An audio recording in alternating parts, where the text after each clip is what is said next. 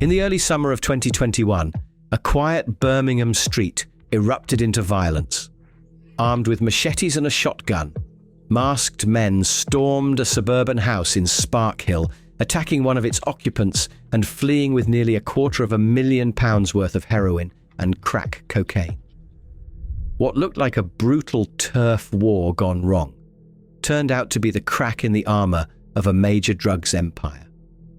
Within months, a police investigation would uncover a network of Class A drug lines feeding addiction across Birmingham. Their stash, buried in the undergrowth of Sparkhill Park, would become the first clue in a sprawling case that ended with 9 men behind bars and over 77 years of combined prison time.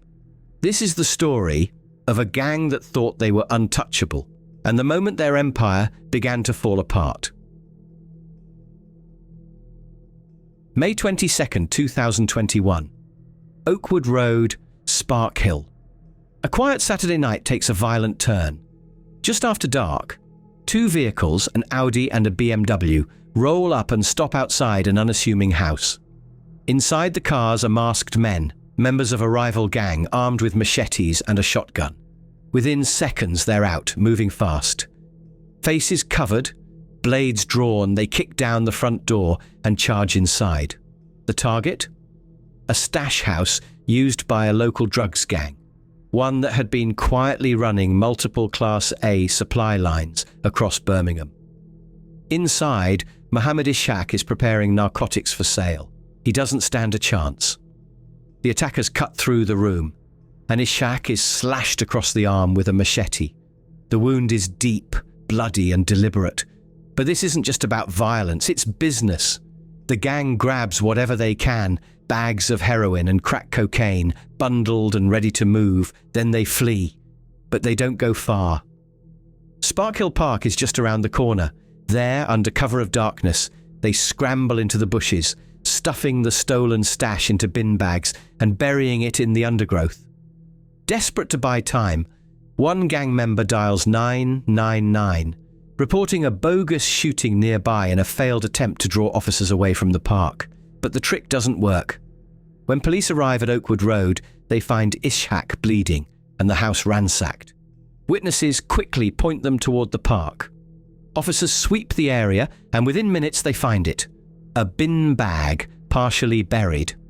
Inside, over 8 kilograms of heroin, more than 1 kilo of crack cocaine, a mixing bowl caked with brown powder, and dozens of plastic wraps. All told, the haul is worth over £226,000, though detectives know it would have fetched far more on the streets once cut, diluted and repackaged. The crime scene sprawls across 2 locations, a bloodied house and a stash hidden in plain sight. But for detectives, this isn't just about recovery, it's revelation. What initially looks like a savage, targeted robbery is about to expose the core of one of Birmingham's most profitable and ruthless drug trafficking networks. And from this moment, the fall begins. Inside the house on Oakwood Road, it didn't take long for detectives to realize what they were looking at. This wasn't just a stash house. It was a fully operational hub for large-scale drug distribution. Every inch of the property hinted at industrial supply, digital scales for weighing, sieves and mixing agents for cutting, plastic baggies for packaging, razor blades for portioning. There were wraps of heroin and crack cocaine, already prepared for the streets, neatly bundled and ready to move. This was the engine room of a network feeding Class A drugs into multiple areas of the city. West Midlands Police wasted no time launching a full-scale investigation. Officers from the force's organised crime unit began mapping out connections. Using CCTV footage, mobile phone analysis, and vehicle tracking data, they started to unpick the layers of the operation. What they found was far more complex than expected. The men behind Oakwood Road weren't operating a single drug line. They were running 6. Each line was distinct, complete with its own dedicated phone, customer base, and delivery system. The gang had effectively created a network of micro-franchises, all feeding off the same supply but targeting different areas of Birmingham. Users would receive bulk text messages advertising new stock or offers. Dealers would then be dispatched to meet orders with ruthless efficiency. Between 2020 and mid-2021, the gang was linked to at least 8 separate seizures of heroin and cocaine. The scale of movement was significant, kilos at a time. This wasn't street-level dealing, this was high-tier supply, sitting between the importers and the street runners. And while some of the group kept a low profile, others flaunted their success. Among the seized evidence was a photograph of Mohammed Ishaq, the same man slashed with a machete during the Sparkhill Raid, posing confidently next to bowls filled with Class A drugs and wads of cash. His face is calm, almost smug, as if he believed the empire he helped build was too big to fall, but detectives were already dismantling it, one drug line, one clue, one name at a time. What the rival gang left behind in Sparkhill Park wasn't just a mound of Class A drugs, it was a forensic gold mine. Officers combing through the undergrowth recovered a distinctive mixing bowl, still caked in brown heroin residue. Nearby, they found plastic wraps, a stash bag, and a padded gilet used to cushion the drugs. This was evidence, layered and specific. That gilet would prove to be critical. Forensic analysis later revealed traces of DNA and fiber evidence, linking it directly to Mohammed Hamza Butt, one of the men captured on CCTV, fleeing the stash house in the moments after the attack. Detectives began piecing the fragments together. CCTV footage from around Sparkhill Park placed Butt in the area shortly after the drugs were hidden. Meanwhile, another crucial clip showed Kaleem Ullah Khan leaving the Oakwood Road property carrying a bin bag. The same bag was later found to contain the now infamous mixing bowl discovered in the park. It was a direct link between the stash house and the park drop-off, a chain of custody that left little room for doubt. Detectives were constructing a timeline, step by step, bag by bag. But even as the net tightened, the gang didn't back off. Mohammed Imran Khan, the operation's ringleader, was seen driving his BMW around Sparkhill Park repeatedly that same night, circling like a man hunting something he couldn't afford to lose. Mobile phone mast data confirmed his movements. The desperation was clear. He wasn't thinking like a strategist anymore. He was scrambling to recover the Empire's lifeblood. And then came one final nail, a stamp seized from Khan's address. Not money, not drugs, but a marketing tool. It displayed a dedicated phone line and opening hours, effectively branding their criminal enterprise like a business. For detectives, it was the height of arrogance. These weren't ghosts moving in the shadows. They were businessmen in tracksuits, convinced they were invisible, but the evidence told a different story. And now, that story was closing in. By October 2021, West Midlands Police had everything they needed. Weeks of intelligence gathering had revealed the inner workings of a complex drugs network. Who was in charge, who handled supply, and where each member fit into the chain. The structure was mapped, the hierarchy understood. It was time to strike.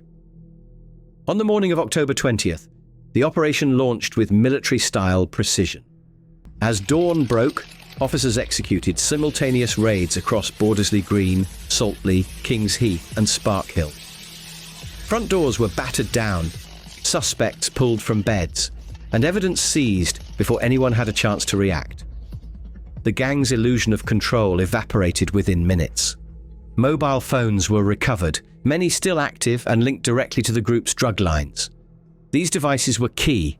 They contained bulk text messages sent to users, location data, and conversations about supply runs and pickups.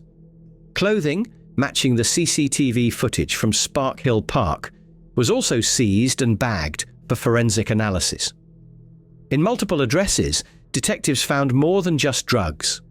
There were mixing agents, scales, sieves, and razor blades, everything needed to process and repackage heroin and crack cocaine. Drug paraphernalia wasn't hidden. It was laid out in working setups, ready for the next batch. The full picture emerged. Mohammed Imran Khan sat at the top of the chain, coordinating operations, facilitating movement, and driving key players to and from stash locations. Mohammed Ishaq and Kaleem Ullah Khan oversaw preparation, while Sohail Hussain had been captured leaving the Oakwood Roadhouse, carrying both a machete and a bag of cocaine. Other members worked behind the scenes, handling logistics, concealment, and communication. What once operated as a seamless supply network had now been dismantled, layer by layer. The pyramid of power they'd built over years had collapsed overnight, flattened under the weight of hard evidence and relentless policing. In January 2025, after a grueling 13-week trial at Birmingham Crown Court, the jury delivered its unanimous verdict. All 9 defendants were found guilty of conspiracy to supply heroin and cocaine, bringing an end to a case that had exposed one of the city's most structured and damaging drug networks. The prosecution's case was built on a mountain of evidence. There were hours of CCTV footage, meticulously trawled and matched to key movements. Thousands of lines of call data revealed who was speaking to whom, when, and how often. But what truly sealed the gang's fate was the physical trail they'd left behind, equal parts arrogance and oversight. The items told the story: a bin bag dumped in a park, filled with high-grade heroin and cocaine, a distinctive mixing bowl, coated in residue, carried from the stash house during the raid, clothing worn by suspects matched to fiber traces and surveillance imagery, and phones, countless phones containing bulk texts, drug orders, addresses, and payment requests. The courtroom heard how the gang operated 6 dedicated drug lines, each functioning like a miniature business. Messages advertising 3 for $25 or Active Now were sent en masse to known users. Runners handled deliveries, payments were tracked, debts were enforced through intimidation or violence.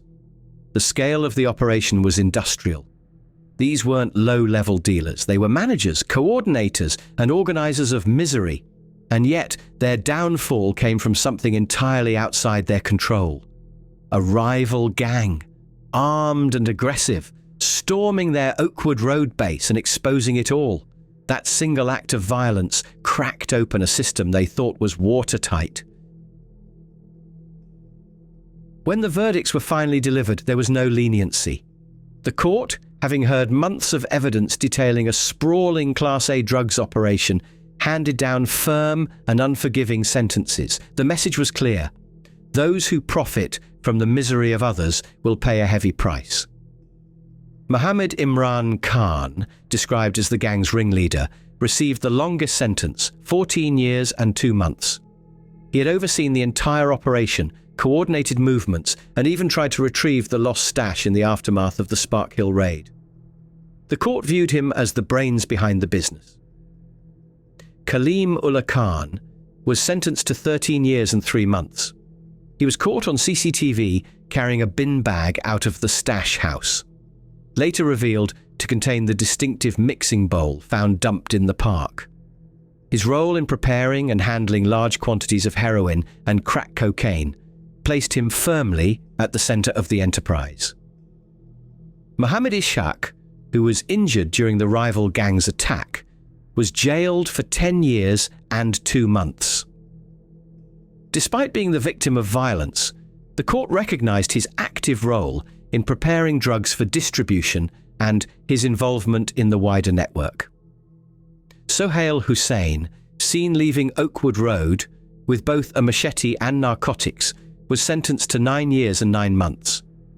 Riaz Mohammed received 7 years and 6 months, while Anwar Awais, who stayed behind to call paramedics, was given 7 years and 4 months. Mohammed Hamza Butt and Naushad Mohammed were each sentenced to substantial terms.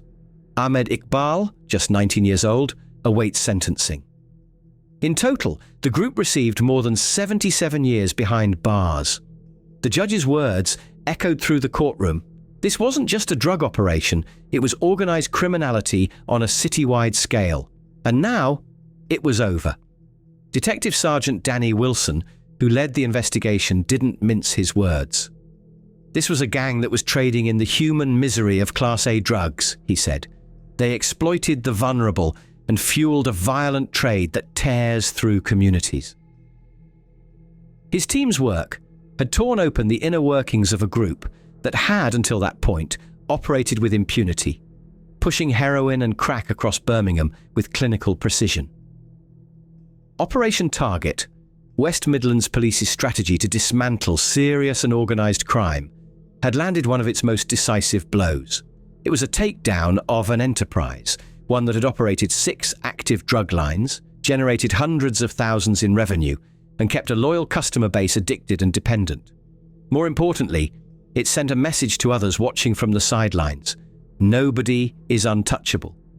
For residents in Sparkhill, this case was chilling validation.